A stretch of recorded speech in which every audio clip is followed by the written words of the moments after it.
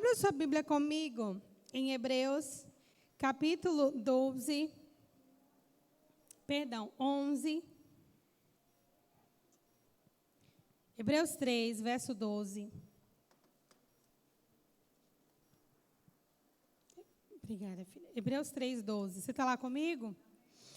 Diz assim: tende cuidado, irmãos, jamais aconteça haver em qualquer de vós perverso coração de incredulidade que vos afaste do Deus vivo.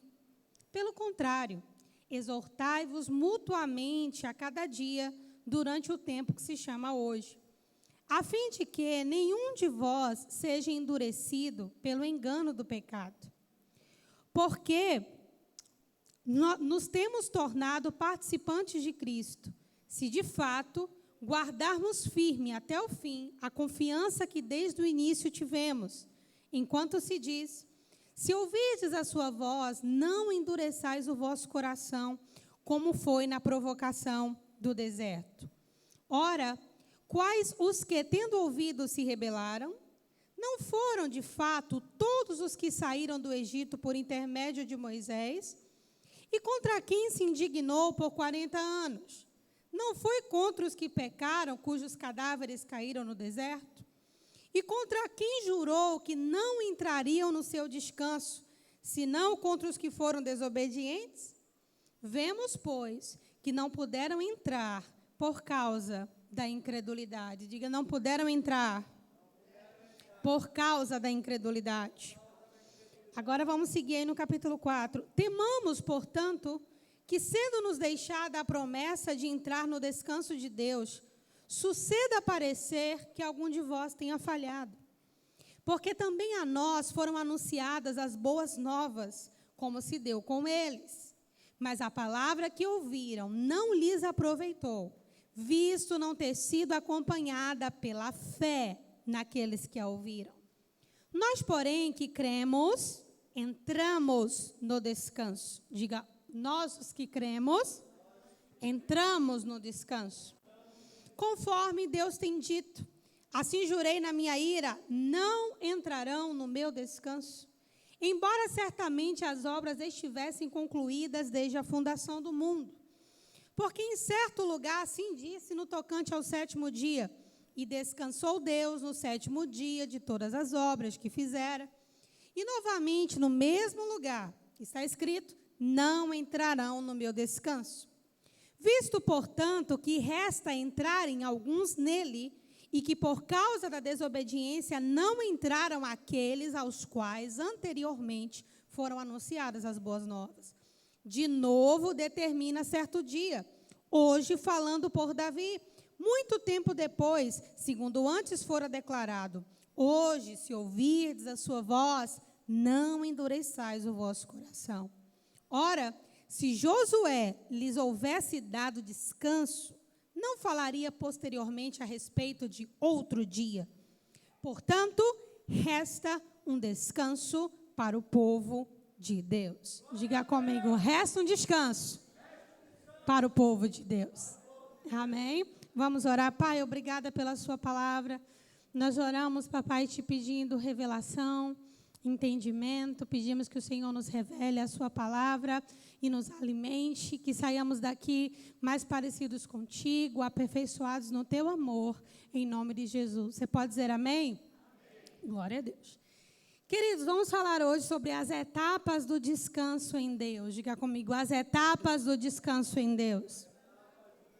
Amém. Para a gente falar de descanso, o descanso que a Bíblia propõe, a gente vai voltar lá no início de todas as coisas. A criação do mundo, do homem, da vida, é muito mais do que um relato de qual dia Deus criou o quê, né? Como nós ensinamos para as nossas crianças. É muito mais do que um relato de como o mundo foi criado, de como a vida foi criada. Gênesis, e principalmente os 2 primeiros capítulos, eles guardam segredos profundos, que quando nós estudamos as Escrituras de modo completo, né, a gente entende o valor daquilo ali. Claro que é muito importante entender as etapas da criação. né? O meu desejo é que nossas crianças sejam apologetas, né? Que os nossos adolescentes também saibam defender a fé à luz da ciência. Mas não é sobre isso que nós vamos falar hoje. Mas eu queria, antes de dar continuidade, eu queria abrir um parêntese aqui. Eu vi um vídeo que Igor mandou, e nesse vídeo um pastor, até respeitado aqui no Brasil, fez um comentário infeliz.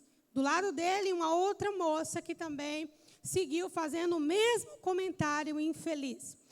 Nesse comentário, eles diziam que a Bíblia ela precisava ser atualizada por questões que envolvem preconceito, que questões que hoje são preconceituosas, fazem mal às pessoas, como se as Escrituras sugerissem um elitismo, um povo especial. E eles começaram a falar sobre a Bíblia não ser a palavra de Deus, ou seja, nós atribuímos à Bíblia o valor como se fosse a voz de Deus falando, quando, na verdade, a Bíblia é apenas um registro de diferentes interpretações. E eu assisti aquele vídeo com muito detalhe e por várias e várias vezes. E eu falei para vocês aqui há uma semana passada ou retrasada sobre a sutileza do engano. Quem lembra disso? Queridos, a Bíblia diz assim, olha, Deus fala com Moisés. Moisés, quem criou o surdo e quem criou o mudo, quem criou o manco, né? Agora vamos expandir. Quem criou o autista, quem criou o negro, quem criou o branco, quem criou o paralítico, quem criou o tetraplégico, quem criou a pessoa que nasceu amputada, doente, ou uma doença crônica, degenerativa. Quem criou? Responda. Deus. Amém, irmãos?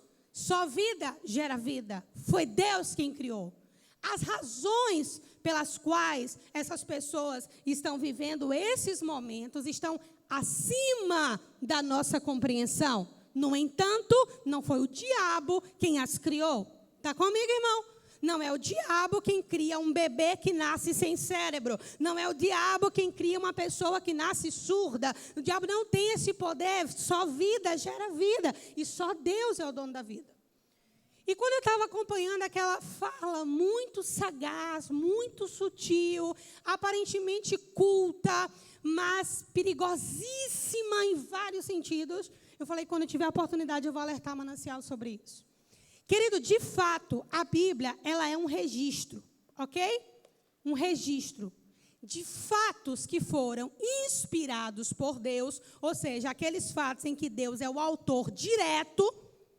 E também a Bíblia é um registro de fatos que aconteceram com um povo que Deus escolheu para ser o modelo para onde nós deveríamos olhar e ver como ele age. Um povo através de quem ele revelaria quem ele era, o que culmina em Jesus Cristo, que é o povo de Israel.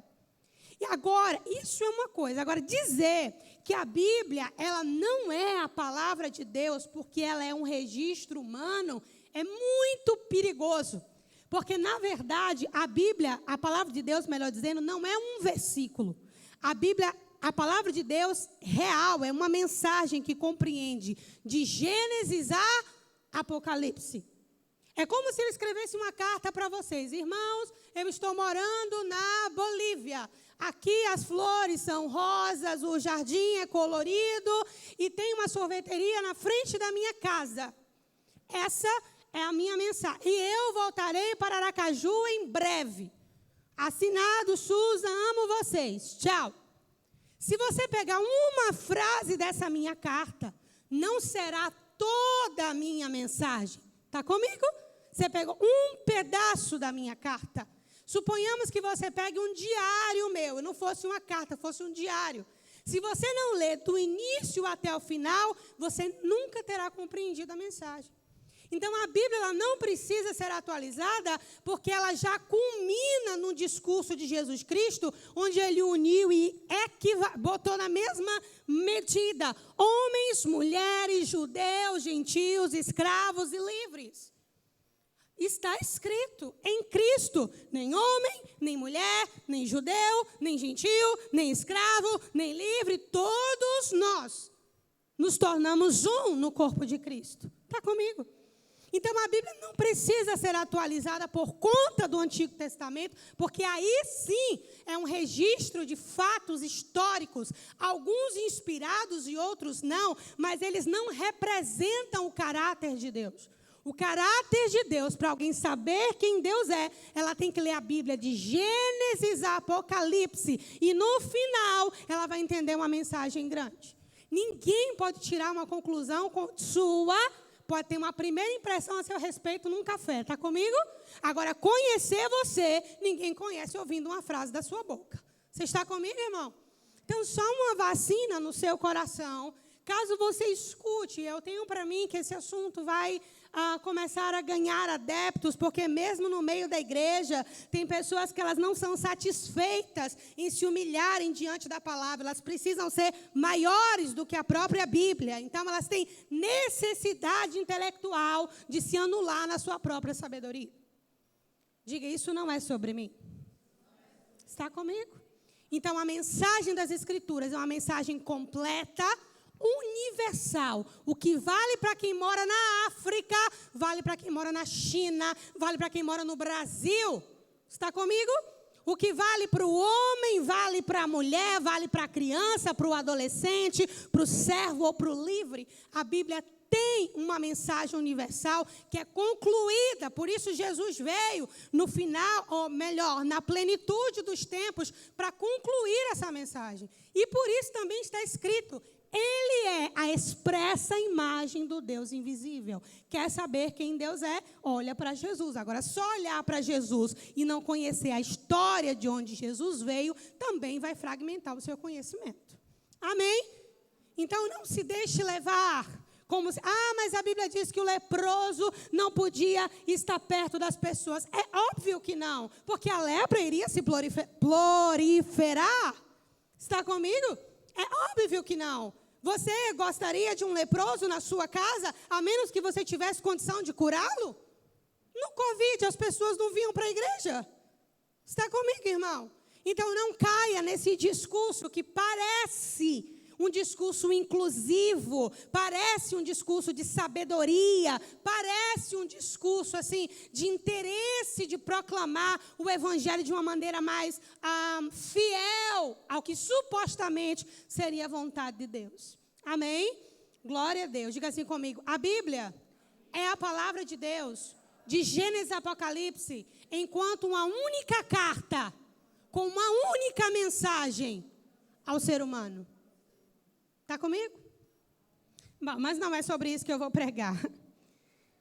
Voltando para Gênesis, que foi onde eu parei. Amém? Voltando para Gênesis, quando nós olhamos os 7 dias da criação, os 6 dias da criação, e o 7º dia que Deus descansou, aí você vai ver a criação do homem, a queda de Adão. Por causa da queda de Adão, toda a descendência de Adão já vem aí com defeito de fábrica, não é? A gente vai ver os meninos de Adão, Caim e Abel, a multiplicação. Você vai chegar em Noé, na Torre de Babel, né? Você vai chegar aí já em Abraão, na chamada em Abraão. Deus chama Abraão e faz uma promessa a Abraão. Inclusive, deixa eu abrir um parêntese aqui. Tenham cuidado, irmãos, eu falo isso na igreja há alguns anos já, em saber o que de fato Deus te prometeu, para você não estar esperando em algo que Deus nunca disse, só porque está na moda. Amém? Quando Deus fez uma promessa, isso é claro, objetivo, e Ele sustenta o que diz. Amém? Então, Deus chamou Abraão, claramente fez uma promessa a Abraão, disse como é que seria o futuro de Abraão, daria um filho a Abraão, quem seria esse menino, como esse menino ia se multiplicar. Abraão começa ali obedecendo, ele crê em Deus, mas ele, tal qual Adão, peca, e por causa desse pecado, sua descendência vai ser levada para o Egito por um período de 400 anos. Está comigo até aqui? Isso aqui não é apenas um registro histórico, tem uma mensagem aqui. Diga comigo: Abraão é como Adão? Diga: o pecado de Abraão é como o pecado de Adão? Diga: como a descendência de Abraão foi escravizada, a descendência de Adão também. Tem um paralelo. A Bíblia é uma mensagem só.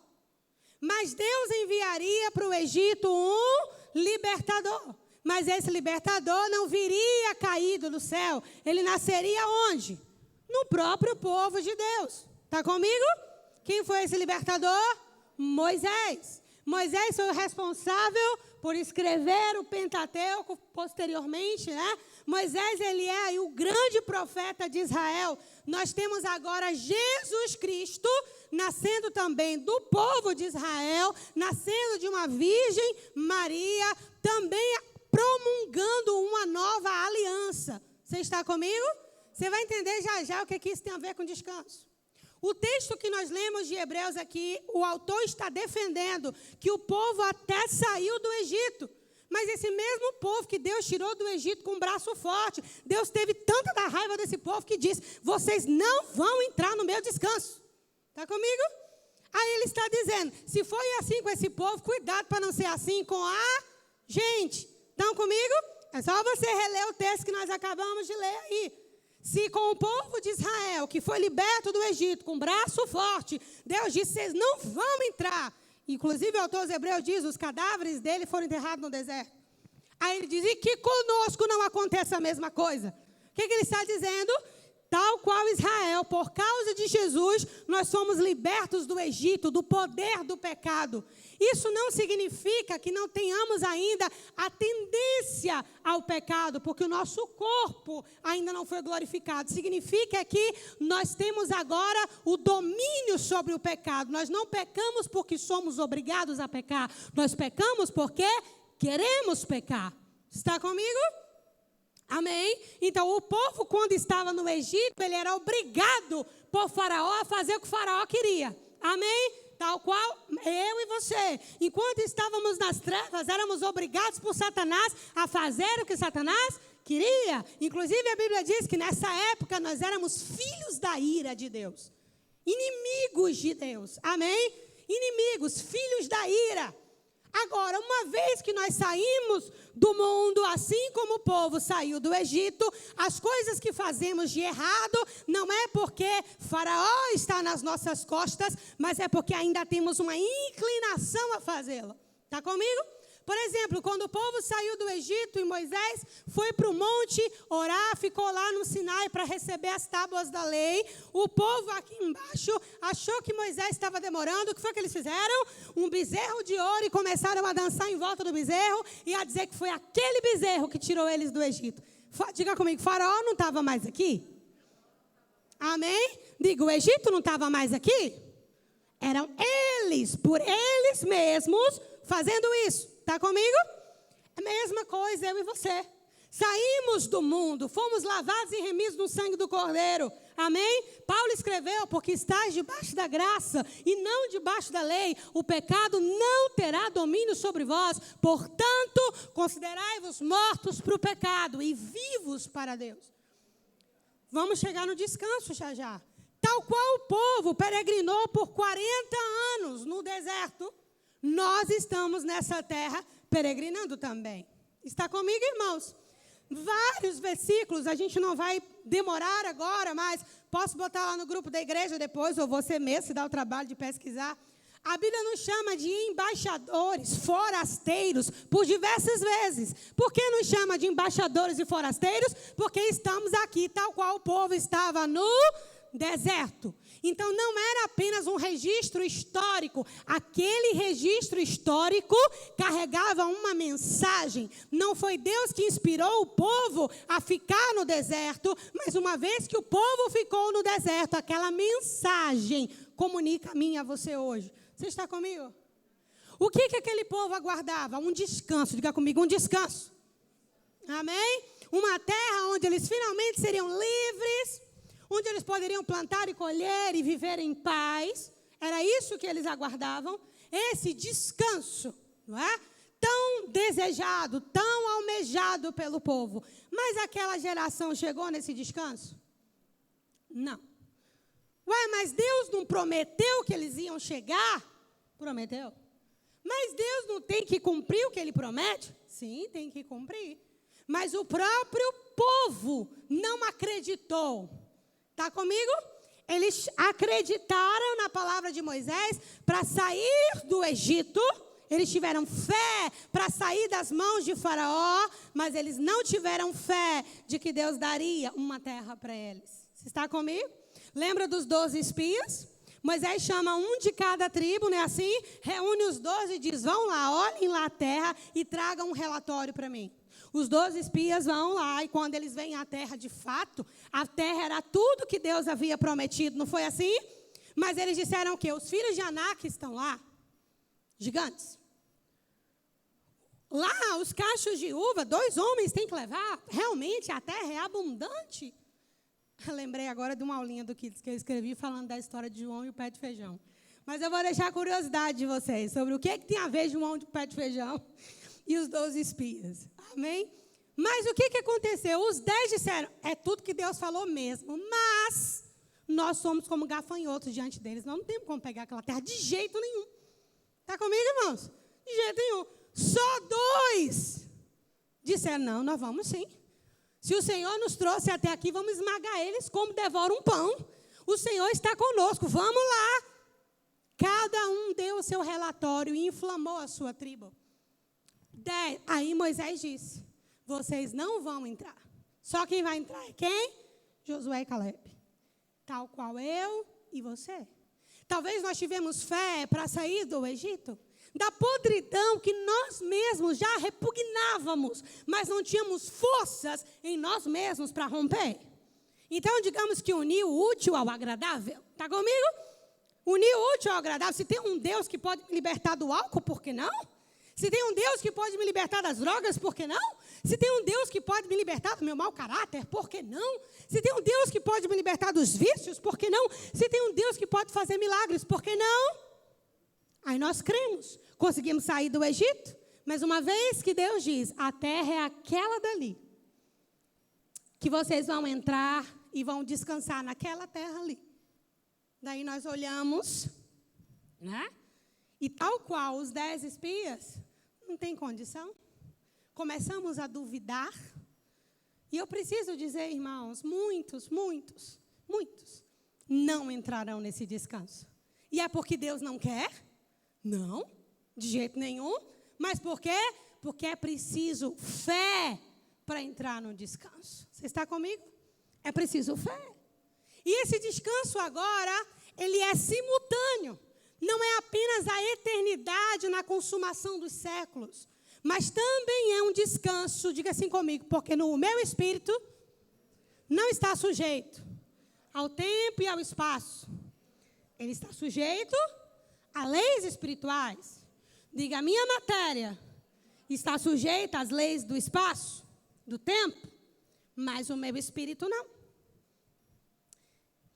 A entrar no descanso que Deus tem para nós, começa aqui na terra, mas não na matéria, é dentro.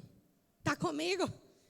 Aquela parte nossa que é eterna, que no momento está dentro de um vaso que não é eterno, é corruptível. Mas essa parte eterna está conectada com a vida de Deus e ela tem condição de crer. Está comigo? Ela tem condição de crer. O seu espírito fala a língua dos anjos. O seu espírito fala a linguagem do mundo espiritual. O seu espírito fala no lugar onde Deus fala. Mas por fora é um vaso de barro, como Paulo diz. Ele colocou os seus tesouros. O tesouro é o espírito em vasos de barro. Quem são os vasos de barro? Nós. Amém. É por isso que mais vale para Deus o que está dentro do vaso do que o próprio vaso. Está comigo? Por isso que Salomão escreveu, lembra-te do teu Criador nos dias da tua mocidade, antes que se quebre o cântaro junto à fonte. O que é se quebrar o cântaro junto à fonte? O vaso, esse corpo corruptível voltar para a terra. E o espírito para Deus. Então a mensagem hoje, queridos, é que há etapas para entrarmos naquele descanso final. Mas agora, esse descanso começa aqui. Observe que o autor dos Hebreus não diz, pela fé entraremos no descanso. Ele diz, pela fé entramos. O que é pela fé entramos? É porque é aqui e agora. Você está comigo? É aqui e agora. E quais são os inimigos dessa fé que nos leva para esse lugar de descanso. Jesus explicou lá em Mateus no capítulo 11, verso 28, vá lá comigo. Mateus capítulo 11, verso 28, enquanto você acha, diga assim, a Bíblia é uma mensagem universal, atemporal, para todo ser humano debaixo da terra. Diga, todo ser humano que vai voltar para o pó merece ouvir essa mensagem. A Bíblia não é um livro elitista. Mateus capítulo 11, verso 28. Se o nosso próprio Salvador morreu como um ladrão, porque ele seria melhor, queria mostrar que era melhor do que alguém. Mateus 11, verso 28. Vinde a mim, quem? Todos os que estáis cansados e sobrecarregados, e eu vos aliviarei. Tomai sobre vós o meu jugo. Observe que agora existe uma devolutiva, antes da gente ler o resto. Jesus está dizendo, venham a mim, vocês que estão cansados, sobrecarregados, que eu vou aliviar vocês. É como se ele viesse alguém aqui com muito peso nas costas e Jesus tirasse o peso, mas ao mesmo tempo pegasse o jugo dele e colocasse. Tem uma devolutiva. Está comigo? Tem uma troca. Né? Então, ele diz, tomai sobre vós o meu jugo. Por quê? Porque ele aliviou o nosso. Então, ele diz, cadê, gente? O vento levou aqui. Ok. Tomai sobre vós o meu jugo. Então, ele tira o nosso e ele põe o dele. E ele diz, e aprendam de mim. Diga comigo, porque o descanso tem a ver com aprendizado. Amém? Com a renovação do entendimento. Com enxergar as coisas como Deus enxerga. E aprendam de mim que sou. Sou o quê? Que sou o quê? Manso, humilde de coração. Aí ele diz, achareis. Achareis. Ou seja, descanso para as vossas almas. Enquanto você está aprendendo de mim, que sou manso e humilde de coração, daqui a pouco, você achou o descanso da sua alma. Está entendendo o que eu estou falando? Você vai aprendendo de mim a ser... Irmãos, não é só uma questão de dominar temperamento. É uma questão de ter novos critérios. Está entendendo o que eu estou falando? Não é só uma questão de, fulano me bateu, eu vou bater de novo. Não, não posso bater porque Jesus não mandou bater. Não é só porque Jesus não mandou bater de volta. Por que Jesus não mandou bater de volta? Porque Jesus tinha outro critério. Está entendendo o que eu estou falando? A devolutiva, a ofensa, a ferida, né? A intenção maldosa, ela é uma resposta da sua carne, do seu vaso de barro, querido. Não é apenas uma questão de dominar o seu temperamento, é você tirar da sua verdadeira fonte. Enquanto eu insisto em tirar do meu vaso de barro, que vai voltar para o pó, eu vou andar nas obras da carne, Gálatas 5. Mas se eu entender, como Jesus disse, o homem bom, do seu bom tesouro, tira boas coisas. Aconteceu uma situação esses dias com o Iago. Inclusive, eu vi um meme, o menino falou assim, eu sou filho de pastor e toda vez os meus pais me usam como exemplo. Ai, Jesus. Aí, aconteceu uma situação que alguém falou com ele algo que ele não gostou. Ele chegou para mim e disse, mãe, isso. Mãe, eu não gostei disso. Aí eu falei para ele assim, quem foi que falou? Ele disse. Falei para ele, Jesus falou que o que contamina um homem não é o que entra, é o que sai. Saiu de você? Ele disse, não. Falei, agora o seu papel é não deixar descer para o seu coração. E manter a sua fonte limpa. O homem bom, do seu bom tesouro, tira boas coisas. Enquanto tem alguém horrorizando, vomitando em cima de você, suas mazelas, querido, se você souber não deixar isso descer, você só vai tirar da sua fonte coisas boas. Não é porque a pessoa merece ou deixa de merecer, é porque quem eu sou é assim. Jesus disse, aprendam de mim que sou, é quem eu sou. Eu sou manso e humilde de coração. É quem eu sou. Compreende o que eu estou falando?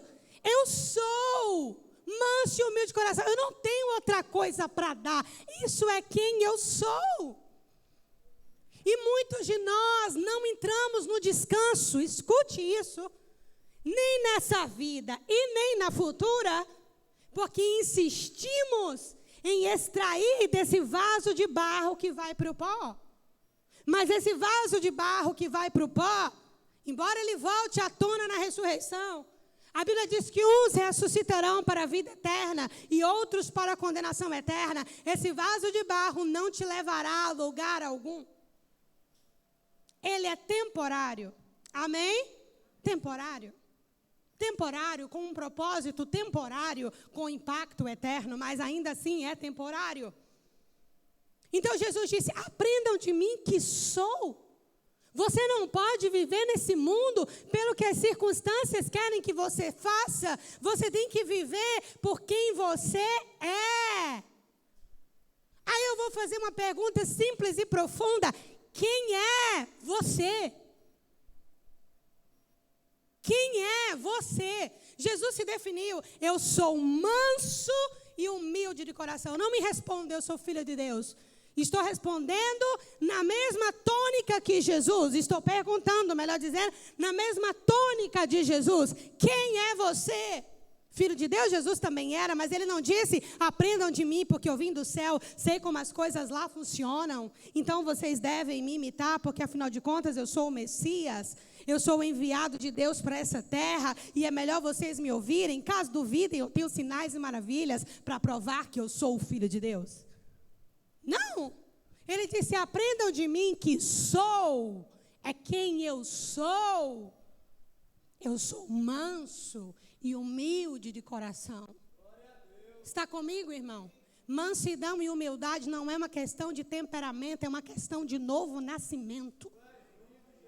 Mansidão e humildade não é temperamento, é novo nascimento. Aquele que é nascido da carne é carne, e o que é nascido do Espírito é Espírito. Não te admires que eu te diga, importa-vos nascer de novo. Você está comigo? Amém?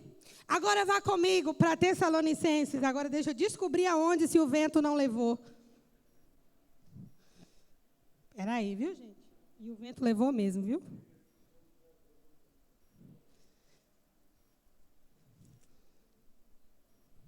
E o vento levou.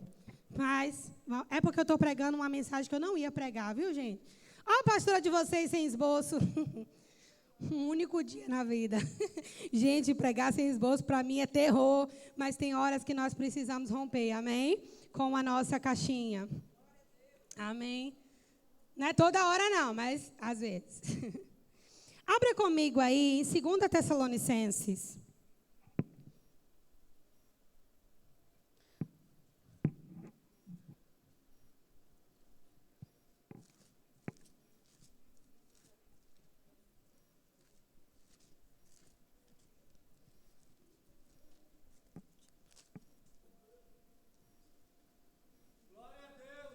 Amém. Gostei desse irmão. Dá uns glória igual a ele. Amém. Espera aí. Abra, perdão. 1 Tessalonicenses 4:13. Enquanto você acha 1 Tessalonicenses 4:13, diga assim comigo, a Bíblia não é um livro elitista. Não são versículos isolados que definem o meu Deus. É toda uma mensagem que dividiu o mundo em antes e depois de Cristo. Mais respeito, por favor. Amém. Você está comigo lá? 1 Tessalonicenses, eu falei o quê? 4, não foi? Ok, vamos lá. 13. Não queremos, porém, irmãos, que sejais ignorantes com respeito aos que dormem. Como assim, pastor? Os irmãos estavam incomodando com o cochilo depois do almoço? Não, é com os mortos em Cristo. Para não vos entristecerdes como os demais que não têm esperança. O que é uma fala até ousada do apóstolo Paulo, porque essa questão da vida após a morte, eles tinham uma série de deuses e filosofias em torno disso. Pois se cremos que Jesus morreu e ressuscitou, olha o se, somente se, porque se cremos que Jesus morreu e ressuscitou, assim também Deus, mediante Jesus, trará em sua companhia, digo, glória, os que dormem. Agora uma pergunta lógica, se Jesus trará em sua companhia os que dormem, é porque os que dormem em Cristo estão onde? Com Ele. Por isso Ele trará em sua companhia os que dormem. Ora, ainda vos declaramos por palavra do Senhor isto. O que é por palavra do Senhor? Isso não é uma opinião. Paulo era muito cuidadoso, né? Quando ele ia dar uma opinião, ele dizia, eu digo isso, eu, Paulo, estou dizendo isso. Mas aqui ele quer ser enfático. E ele está dizendo, eu estou dizendo isso por palavra do Senhor. Está comigo, irmãos? E diz assim, por palavra do Senhor, nós os vivos, os que ficarmos até a vinda do Senhor, de modo nenhum precederemos os que dormem. Ou seja, nós não vamos usufruir de nada de diferente daqueles que morreram em Cristo. Porquanto o Senhor mesmo, dada a sua palavra de ordem, ouvida a voz do arcanjo e ressoada a trombeta de Deus, descerá dos céus, e os mortos em Cristo ressuscitarão primeiro. Depois, nós, os vivos, os que ficarmos, seremos arrebatados juntamente com eles. É algo simultâneo. Arrebatados juntamente com eles, entre nuvens para o encontro com o Senhor, onde? Nos ares. E assim, diga comigo, e assim, estaremos para sempre. Diga, estaremos para sempre. Estaremos para sempre com o Senhor. Consolai-vos uns aos outros com essas palavras.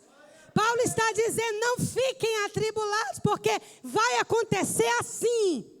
Aqueles que morreram em Cristo, eles vão voltar com o próprio Cristo, vai soar uma trombeta, nós seremos arrebatados, ou o nome que você quiser dar, e estaremos com Ele nos ares, nas nuvens, e estaremos para sempre com o Senhor. Diga comigo, alguém que chega lá, não precisa de descanso. Diga, porque o próprio Filho do Homem, até do sábado é Senhor. Diga, o descanso é um servo de Jesus. Está comigo? Amém. Então, voltando para Hebreus, tenhamos cuidado, para que a fé que nos tirou do Egito não tenha sido suficiente só para isso. Mas essa mesma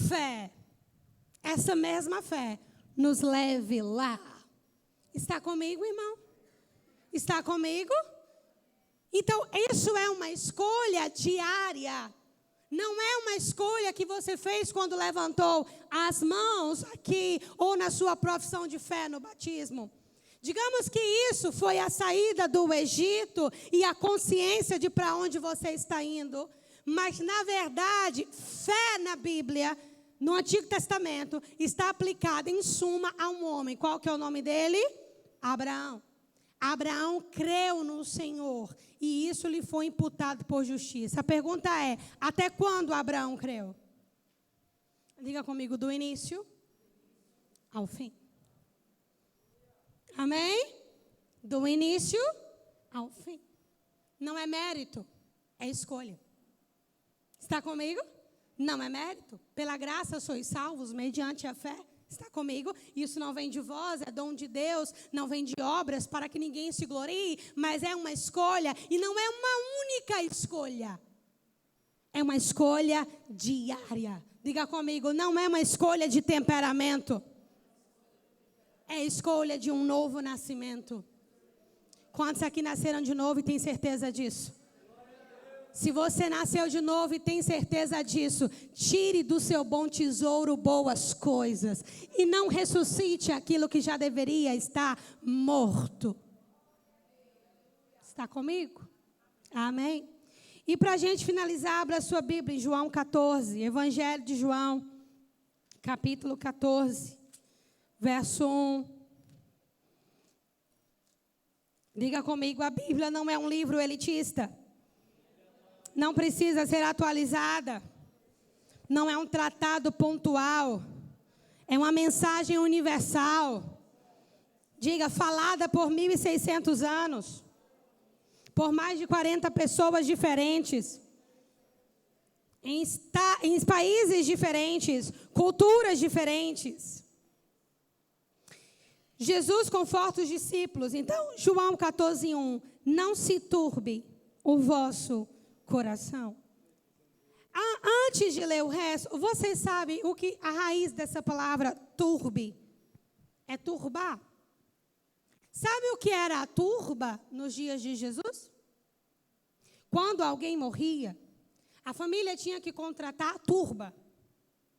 Tinha que contratar pessoas para lamentarem o morto. Turba também está ligada em algumas partes da Bíblia à confusão, a gerar conflito, agonia. Então Jesus está dizendo, não se turbe o vosso coração. Mantenha o seu coração em paz. Creiam em Deus e creiam também em mim. Na casa de meu pai, diga comigo, na casa de meu pai. Diga de novo, na casa de meu pai. Há muitas moradas. Diga, uma delas é a minha. Irmãos, Deus abençoe que seja mesmo, viu? Diga com fé, uma delas é a minha. Olha que na época que o Brasil ganhava a Copa, você gritava. Na casa do meu pai há muitas moradas. Se assim não fosse, eu não teria dito. Pois eu vou fazer o quê? Preparar-vos lugar. Ou seja, além das moradas que tinham, Jesus foi preparar mais. E quando eu for vos preparar lugar, voltarei e vos receberei para mim mesmo, para que onde eu estou, estejais vós também. Vós sabeis o caminho para onde eu vou? Disse-lhe Tomé, Senhor, não sabemos para onde vais. Como saber o caminho? É Tomé tentando falar a partir do vaso de barro. Jesus respondeu, eu sou o caminho. O mesmo que disse, eu sou manso e humilde, eu sou o caminho.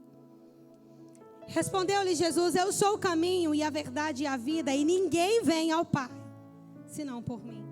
Por mim quem? O caminho, a verdade e a vida. Se vós me tivesseis conhecidos, conheceríeis também ao meu Pai. Desde agora o conheceis e o tendes visto. Replicou-lhe Filipe, Senhor, mostra-nos o Pai, e isso nos basta. É como se ele dissesse, se eu ver onde o Pai está, eu posso traçar uma rota para chegar lá. E Jesus respondeu, Filipe, há tanto tempo me tens conhecido. Quem me vê a mim, vê o Pai. Como dizes tu, mostra-nos o Pai. Não crês que eu estou no Pai e o Pai está em mim? As palavras que eu vos digo, não digo de mim mesmo, mas o Pai que permanece em mim, faz as suas obras. Diga comigo que seja assim na minha vida. O Pai que permanece em mim, faz as suas obras. Aleluia. Crede-me que eu estou no Pai e o Pai em mim. Crede ao menos por causa das mesmas obras. Como que Filipe poderia comparar as obras de Jesus com as obras do Pai? Olhando para aquele mapa que foi a história de Israel. Amém? Ele poderia comparar. E Jesus disse, em verdade vos digo que aquele que crê em mim, fará também as obras que eu faço.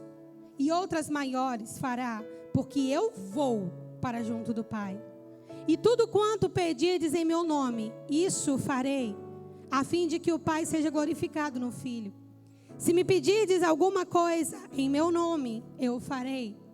Se me amais, guardareis os meus mandamentos. Amém? Diga comigo, não é uma questão de temperamento. É uma questão de novo nascimento. Está comigo? É uma questão de novo nascimento. Aquele que é nascido da carne é carne. Mas aquele que é nascido do Espírito é Espírito. Quando nós nascemos de novo, irmãos, lembra que Jesus falou lá em João 4? Ele disse assim, aquele que crê em mim, como diz as Escrituras. O que foi que ele falou? Rios de água viva fluirão do seu interior. E se farão nele uma fonte que jorre para a vida eterna. Quando nós nascemos de novo, essa fonte, ela precisa jorrar. E quanto mais ela jorra, ela se estica e ela vai nos levar lá. Então não se acomode com o que o vaso de barro quer que você faça, seja ou haja. Porque aquilo que é nascido da carne é carne. Amém? Jesus não veio fazer um novo nascimento exterior. Mas aquele que é nascido do Espírito é Espírito. Se você aprender a descansar no Senhor aqui, você vai entrar com aqueles que é maior que o próprio descanso. Amém? Diga comigo, ainda resta um descanso para o povo de Deus.